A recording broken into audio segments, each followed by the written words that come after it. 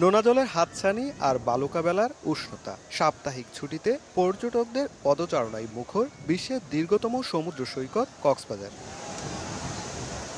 ভ্রমণ পিপাসুদের এই ভিড় যেন সৈকতে এনেছে এক উৎসবের আমেজ। তীব্র রোদ উপেক্ষা করে সবাই মেতেছেন প্রকৃতির অপার সৌন্দর্যে। কেউ সমুদ্রের নোনা জলে ডুব দিচ্ছেন, কেউ আবার টিউবে গা ভাসিয়ে উপভোগ করছেন ঢেউয়ের দোলা।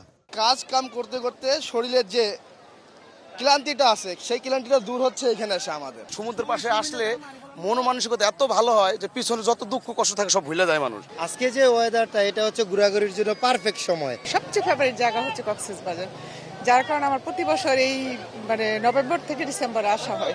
পর্যটকদের এই ভিড়ে খুশি স্থানীয় ব্যবসায়ী ও ফটোগ্রাফাররা। বাড়তি আয় নিয়ে আশাবাদী তারা।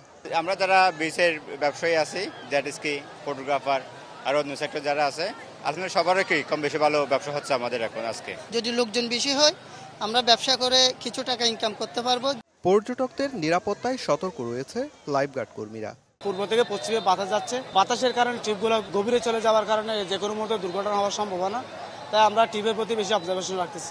পর্যটক হয়রানির রোধে জেলা প্রশাসনের পাশাপাশি সৈকতের নিরাপত্তা নিশ্চিত করতে কাজ করছে ট্যুরিস্ট পুলিশ।